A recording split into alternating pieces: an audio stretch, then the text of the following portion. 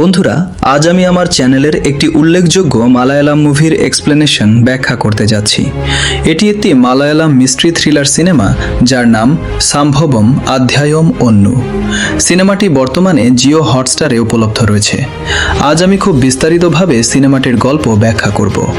ভিডিওটি হয়তো একটু বড় হবে, কিন্তু শেষ পর্যন্ত দেখলে সবকিছু পরিষ্কারভাবে বুঝতে পারবেন। এখানে টাইম লুপ কিভাবে কাজ করে, কি কি ঘটনা ঘটে, সবই বুঝতে পারবেন। শুধু মনোযোগ দিয়ে শুনতে হবে। চলুন আর দেরি না করে সরাসরি গল্পে চলে যাই। গভীর রাত, চারদিকে ঘন অন্ধকার। জঙ্গলের ভেতরে হাত বাড়ালেও হাত দেখা যায় না। কিছু মানুষ হারিকেন ও মশাল হাতে জঙ্গলের গভীরে এগিয়ে যাচ্ছিল। তাদের নেতৃত্ব দিচ্ছিলেন এক পর্তুগিজ মহিলা। তাদের সঙ্গে ছিল বস্তায় ভরা দুটি মৃতদেহ। মহিলা ইশারা করতেই একটি বস্তা খোলা হলো। ভেতরে ছিল এক তরুণীর লাশ। মহিলা ঘৃণা ভরা চোখে তার দিকে তাকালেন, তারপর লাশের ওপর থুতু ফেললেন। তিনি আদেশ দিলেন, এই মেয়েটাকে এখান থেকে সরিয়ে ওই গর্তে ফেলে দাও। মেয়েটির পাশে ছিল এক যুবকের মৃতদেহ।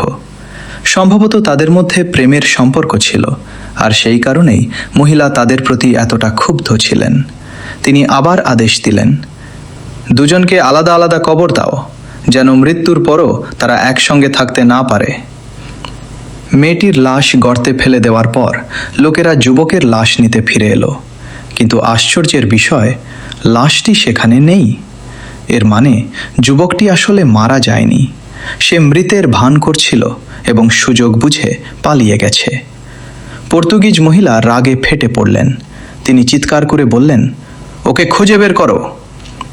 জেমস প্রাণ বাঁচাতে দৌড়াতে লাগলো, কিন্তু ভাগ্য তার সহায় ছিল না। দৌড়াতে দৌড়াতে সে আবার সেই মহিলার সামনেই এসে পড়ল। মহিলার চেহারা ছিল ভয়ঙ্কর। এক চোখের নিচে কালো দাগ, আর তার হাসি এতটাই ভীতিকর ছিল যে দেখলেই শরীর কেঁপে ওঠে। মহিলা মৃদু স্বরে জেমসকে কাছে ডাকলেন। ভয়ে কাঁপতে কাঁপতে জেমস তার কাছে এগিয়ে গেল। হঠাৎ সে নিজের ছুরি বের করে মহিলার পেটে বসিয়ে দিল এবং দ্রুত পালিয়ে গেল। মহিলার মুখ যন্ত্রণায় বিকৃত হয়ে গেল। তিনি পেট থেকে ছুরিটি টেনে বের করলেন এবং সম্ভবত সেখানেই মৃত্যুবরণ করলেন। কিন্তু এই জঙ্গলের গল্প এখানেই শেষ নয়। এরপর গল্প বর্তমান সময়ে চলে আসে। আদাদের মধ্যে একজন লোক ছিল যে গাছের গায়ে অদ্ভুত চিহ্ন আঁকছিল। ছিল দুই পুলিশ অফিসার যারা জঙ্গল থেকে বের হওয়ার পথ খুঁজছিল। তাদের একজন একটি গর্তে পড়ে যায়। অনেক কষ্টে সে বেরিয়ে এসে দৌড়াতে শুরু করে। ঠিক সেই সময় কিছু কলেজ ছাত্রছাত্রী অ্যাডভেঞ্চারের জন্য জঙ্গলে এসেছিল। তাদের মধ্যে এক মেয়ে বন্দুক দিয়ে বুনো শূকর শিকার করতে যাচ্ছিল, কিন্তু তার এক বান্ধবী ভুল জায়গায় পা রাখায় শব্দ হয়ে যায় আর শূকরটি পালিয়ে যায়। হঠাৎ ঝোপের আড়াল থেকে শব্দ শোনা গেল। মেয়েটি ভেবেছিল সেটি শূকর, তাই সে গুলি চালিয়ে দিল এবং এটাই ছিল তার জীবনের সবচেয়ে বড় ভুল। যখন সে সামনে গিয়ে দেখল, তার আত্মা কেঁপে উঠল। গুলিটি লেগেছিল সেই পুলিশ অফিসারের গায়ে, যে কিছুক্ষণ আগেই গর্ত থেকে বেরিয়ে এসেছিল। সে সেখানেই মারা গেল। আর ঠিক সেই মুহূর্ত থেকেই জঙ্গলের পরিবেশ সম্পূর্ণ বদলে গেল। পুলিশ অফিসারটি মারা যেতেই জঙ্গলের পরিবেশ হঠাৎ ভয়ঙ্কর হয়ে উঠল। আকাশ মুহূর্তের মধ্যে কালো অন্ধকারে ঢেকে গেল। চারদিকে অদ্ভুত সব শব্দ প্রতিধ্বনিত হতে লাগলো। এই জঙ্গলের পেছনে কি রহস্য লুকিয়ে আছে? এই রহস্যের উত্তর জানতে হলে আমাদের পরিচয় করতে হবে একজন পুলিশ কনস্টেবল আনন্দের সঙ্গে। তার চোখ দিয়েই আমরা এই জঙ্গলের গভীরে প্রবেশ করব।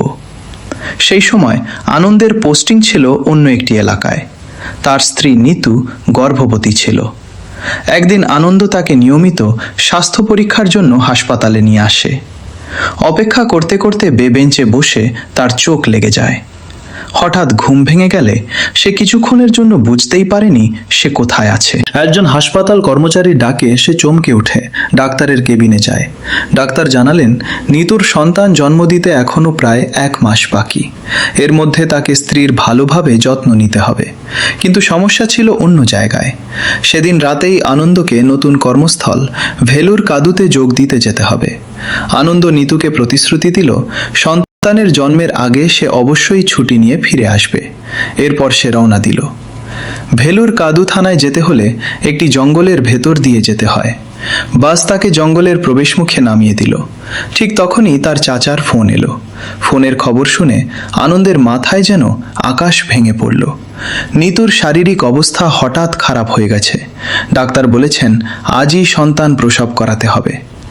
উদ্বিগ্ন আনন্দ দ্রুত একটি জিপে উঠে বসল, কিন্তু বারবার চেষ্টা করেও সে নিতুর সঙ্গে ফোনে যোগাযোগ করতে পারছিল না। তার উৎকণ্ঠা দেখে পাশে বসা এক যাত্রী নিজের ফোন এগিয়ে দিয়ে বলল, এখানে শুধু বিএসএনএল এর নেটওয়ার্ক কাজ করে, আমার ফোন ব্যবহার করুন।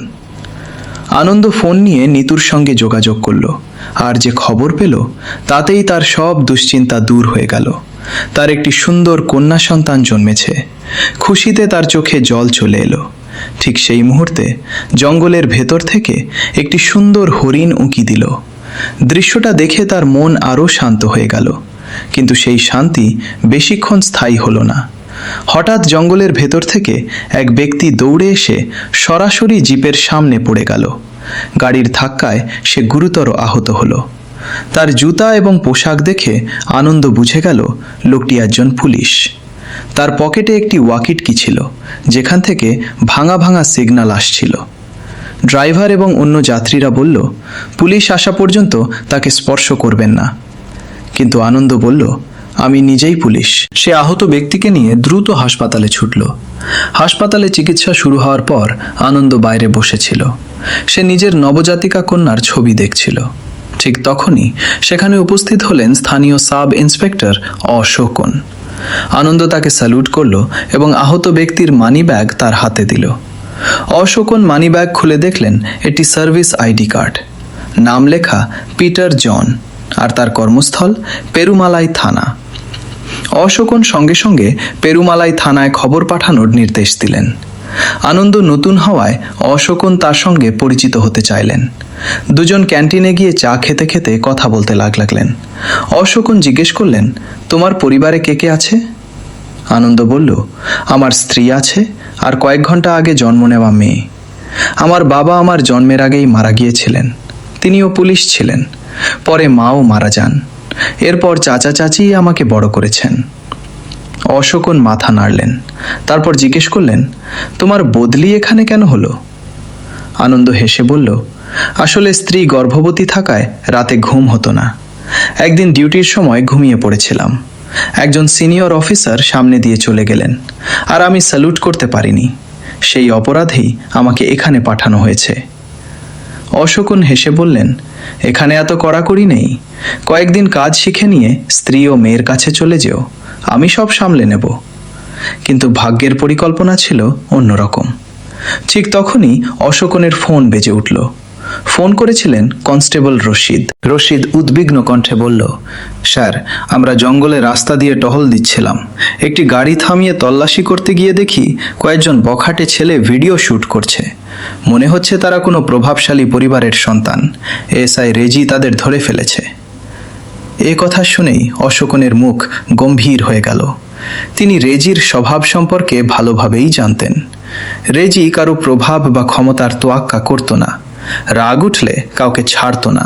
তাই বড় কোনো ঝামেলা হওয়ার আগেই অশোকন দ্রুত ঘটনাস্থলে যাওয়ার সিদ্ধান্ত নিলেন। এদিকে জঙ্গলের ভেতরে রেজি ইতিমধ্যেই ছেলেগুলোর মুখোমুখি হয়েছিল। প্রথমে সে শান্ত থাকার চেষ্টা করছিল, কিন্তু ছেলেগুলো ক্রমশ বেয়াদবি শুরু করে দিল।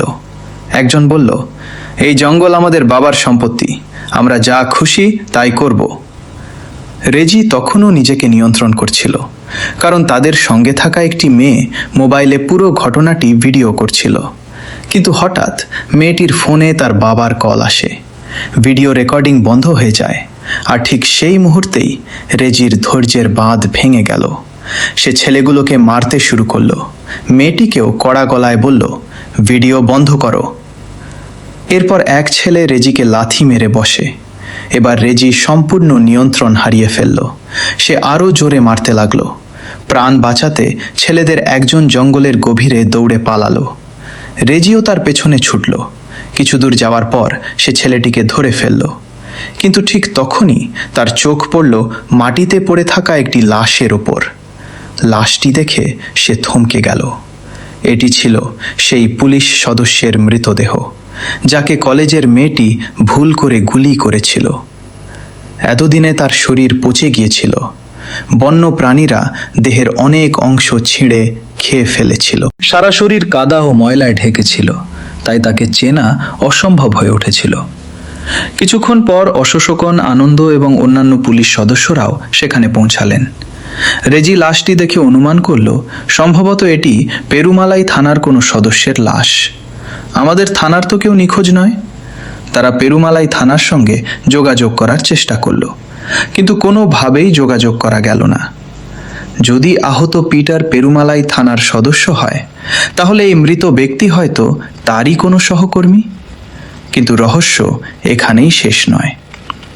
পিটারের আরেক সহকর্মী স্টিফেন তখনও জঙ্গলের ভেতরে জীবিত ছিল। তার হাঁটুতে গুলি লেগেছিল। সে গুরুতর আহত অবস্থায় পড়েছিল, ঠিকমতো দাঁড়াতেও পারছিল না। বারবার সে তার সহকর্মী পিটার এবং মুথুভেলকে ডাকছিল, কিন্তু কোথাও থেকে কোনো উত্তর আসছিল না। স্টিফেনের কাছে একটি ওয়াকিটকি ছিল, আর পিটারের ওয়াকিটুকিটি ছিল আনন্দের কাছে। হঠাৎ অদ্ভুতভাবে দুটি ওয়াকিটুকির মধ্যে সংযোগ স্থাপিত হলো। অশোকন কলটি রিসিভ করলেন। ওপাশ থেকে স্টিফেন কাঁপা কণ্ঠে তার অবস্থার কথা জানালো। সে বলল, আমি আহত, আমার সাহায্য দরকার। অশোকন উত্তর দিলেন, আমরা কেরালা পুলিশের সদস্য। তুমি যে এলাকায় আছো সেটা আমাদের অধিক্ষেত্রের বাইরে। তোমার নিজের থানার সঙ্গে যোগাযোগ করো। কিন্তু স্টিফেন প্রায় কান্নার স্বরে বলল, স্যার, আমি কারোর সঙ্গে যোগাযোগ করতে পারছি না। আমি যদি দ্রুত সাহায্য না পাই, তাহলে এখানেই মারা যাব। তার অসহায় কণ্ঠ শুনে অশোকন দ্বিধায় পড়ে গেলেন। তিনি গাড়ি থামিয়ে আবার পেরুমালাই থানায় যোগাযোগের চেষ্টা করলেন, কিন্তু কোনো সিগন্যাল পাওয়া গেল না। ওয়াকিটুকিটি তখন জিপের ছাদের ওপর রাখা ছিল। ঠিক তখনই আনন্দ স্টিফেনের আরেকটি কথা শুনতে পেল। স্টিফেন বলছিল, আমার স্ত্রী গর্ভবতী, খুব শিগগিরই আমার সন্তান জন্মাবে। এই কথা শুনে আনন্দের হৃদয় কেঁপে উঠল, কারণ কয়েক ঘন্টা আগেই তো সে নিজেও একই অনুভূতির মধ্য দিয়ে গেছে। তারও তো সদ্য একটি কন্যা সন্তান জন্মেছে। আনন্দ অশোকনের দিকে তাকিয়ে বলল, স্যার, মানবতার খাতিরে হলেও আমাদের লোকটাকে বাঁচানো উচিত, না হলে সে রক্তক্ষরণে মারা যাবে। কিন্তু রেজি তীব্র আপত্তি জানালো। সে বলল, এই জঙ্গল খুবই বিপজ্জনক, চারদিকে রহস্যে ঘেরা। একজন অচেনা লোকের জন্য আমরা নিজেদের জীবন ঝুঁকিতে ফেলতে পারি না। আনন্দ বুঝতে পারল যুক্তি দিয়ে রেজিকে রাজি করানো যাবে না, তাই সে রেজির অহংকারে আঘাত করল। সে বলল, স্যার, তাহলে কি আপনি ভয় পাচ্ছেন? এই একটি বাক্যই যথেষ্ট ছিল। রেজির মুখ রাগে লাল হয়ে উঠল। সে সঙ্গে সঙ্গে বলে উঠল, চলো, এখনই জঙ্গলে ঢুকছি। এবং এভাবেই অশোকন, রেজি ও আনন্দ তিনজন সেই রহস্যময় জঙ্গলের গভীরে প্রবেশ করলেন। কিন্তু তারা জানতেন না, এই সিদ্ধান্ত তাদের এমন এক ভয়ঙ্কর সময়চক্রের মধ্যে নিয়ে যাবে যেখান থেকে বেরিয়ে আসা প্রায় অসম্ভব। জঙ্গলের ভেতরে প্রবেশ করতে করতে আনন্দের মনে একটি প্রশ্ন বারবার ঘুরছিল। স্টিফেন আর তার সঙ্গীরা আসলে এই জঙ্গলে এসেছিল কেন? এর উত্তর লুকিয়েছিল বহু বছর আগের একটি ঘটনায়। স্টিফেন এবং তার দল কয়েকজন বিপজ্জনক অপরাধীকে প্রিজন ভ্যানে করে নিয়ে যাচ্ছিল। পথে এক কনস্টেবলের চোখে ঘুম চলে আসে।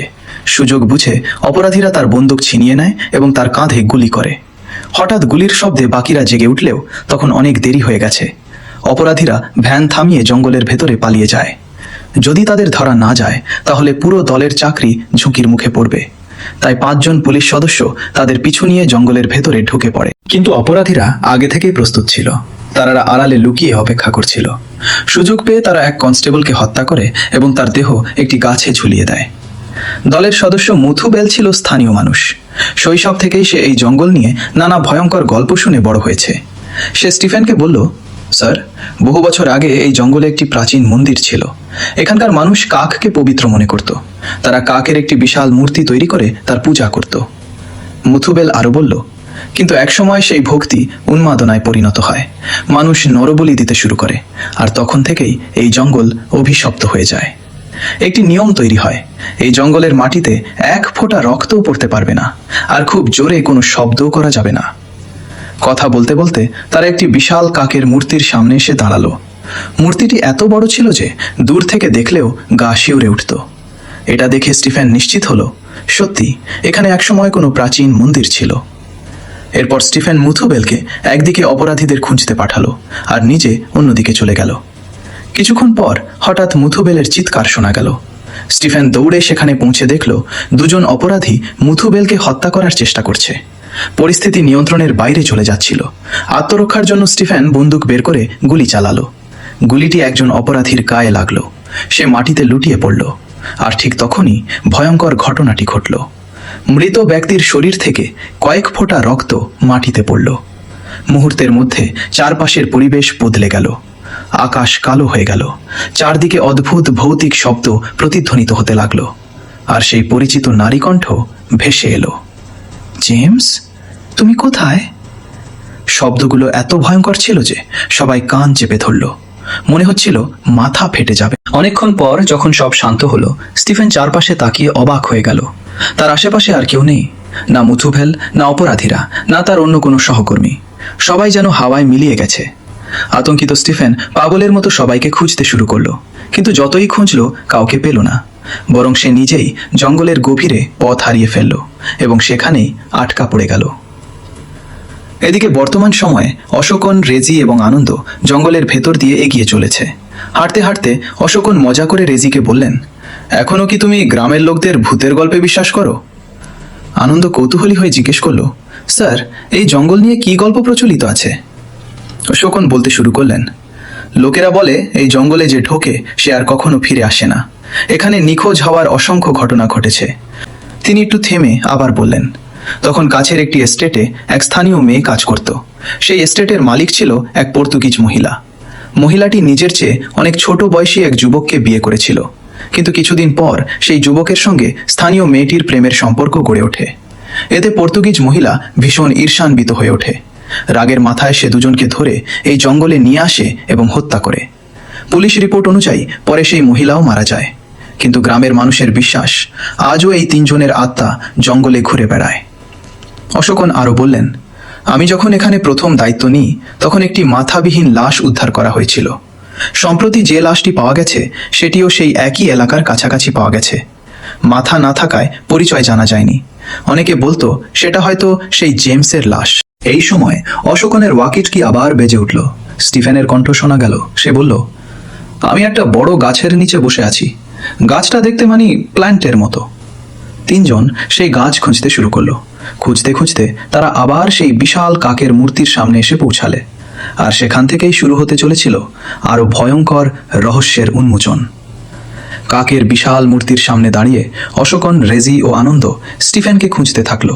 ঠিক তখনই আবার ওয়াকিটকিতে স্টিফেনের কণ্ঠ ভেসে এলো।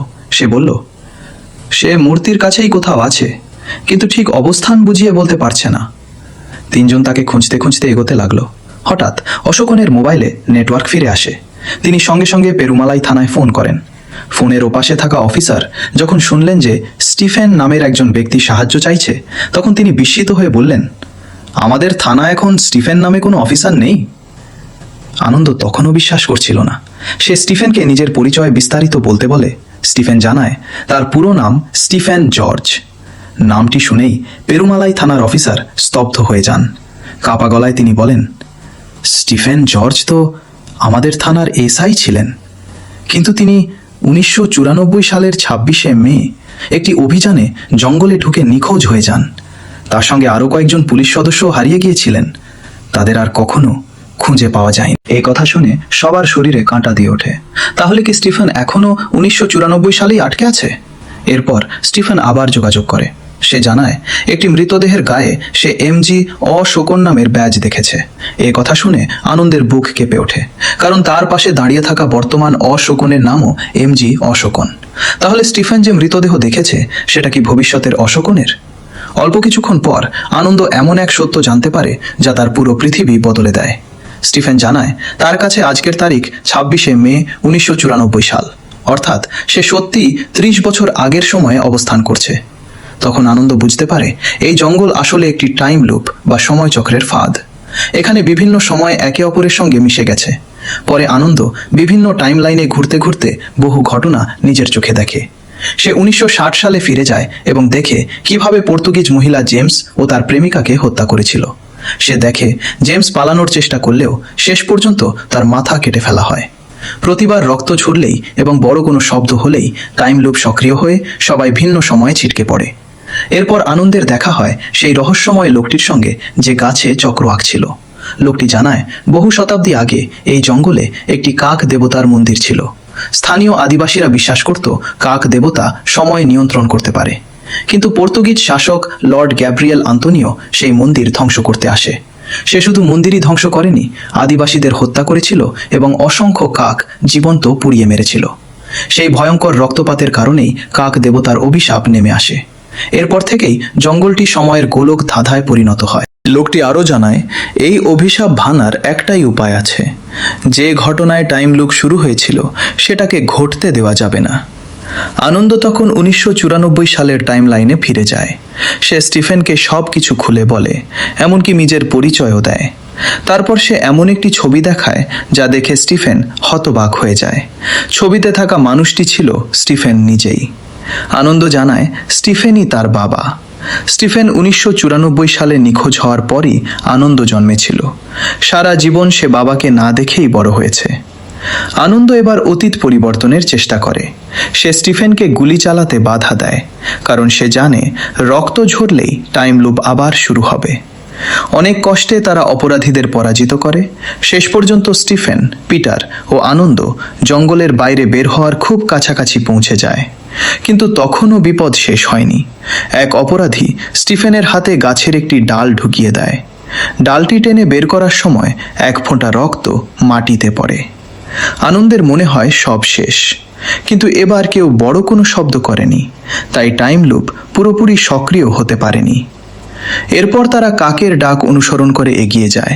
অবশেষে একটি রাস্তা দেখতে পায়। একটি গাড়ি থামিয়ে আনন্দ স্টিফেন ও পিটারকে তাতে তুলে দেয়। স্টিফেন তাকে সঙ্গে যেতে বললেও আনন্দ রাজি হয় না। সে জানে সে এই টাইমলাইনের মানুষ নয়। বিদায়ের সময় সে শুধু বলে, আমার মায়ের আর আমার খেয়াল রাখবেন। বাবাকে ছাড়া বড় হওয়া খুব কষ্টের। চোখ ভেজা অবস্থায় স্টিফেন চলে যায়। স্টিফেন বেঁচে ফিরে আসায় ইতিহাস বদলে যায়। একটি নতুন টাইমলাইন তৈরি হয়। এই নতুন বাস্তবতায় আনন্দের বাবা স্টিফেন জীবিত। আনন্দ আগের চেয়ে উচ্চ পদস্থ অফিসার। সবকিছু যেন সুন্দরভাবে শেষ হয়ে গেছে। কিন্তু ঠিক তখনই নতুন রহস্য শুরু হয়। জঙ্গলের কাছে একটি মেয়ে দুর্ঘটনায় আহত হয়। তাকে গাড়িতে তোলা হলে আনন্দ তার ফোনের ওয়ালপেপার দেখে স্তব্ধ হয়ে যায়। সেখানে মেয়েটির সঙ্গে দাঁড়িয়ে আছে আনন্দ নিজেই। মেয়েটি আধা জ্ঞান অবস্থায় আনন্দকে বাবা বলে ডাকে, তারপরই মারা যায়। আনন্দ হতবাক হয়ে যায়, কারণ তার নিজের মেয়ে তো এখনো মাত্র কয়েকদিনের শিশু। তাহলে এই মেয়েটিকে? উত্তর একটাই, সে অন্য কোনো টাইম লাইনের আনন্দের মেয়ে। শেষ দৃশ্যে আনন্দ আবার জঙ্গলের ভেতরে লর্ড অ্যান্টনিওকে দেখতে পায়। তার মনে পড়ে সেই রহস্যময় লোকটির কথা। টাইম লুপ ভাঙতে হলে যে ঘটনা সব কিছুর শুরু করেছিল সেটাকেই থামাতে হবে। অর্থাৎ অ্যান্টনিওকে কাক দেবতার মন্দির ধ্বংস করতে বাধা দিতে হবে। কিন্তু আনন্দ কি সেটা পারবে? সে কি সব টাইমলাইনকে এক করে এই অভিশাপের অবসান ঘটাতে পারবে? এই প্রশ্নের উত্তর এই ছবির পরবর্তী অংশে জানা যাবে। এভাবেই প্রথম পর্বের গল্প শেষ হয়, কিন্তু টাইম লুপের রহস্য তখনও অমীমাংসিত থেকে যায়। জিওয়ে পর্বের গল্প যখনই আসবে তখনই তো আমি আপনাদের সামনে নিয়ে আসব। গল্পটি ভালো লাগলে চ্যানেলটিকে সাবস্ক্রাইব করবেন। ধন্যবাদ সবাইকে।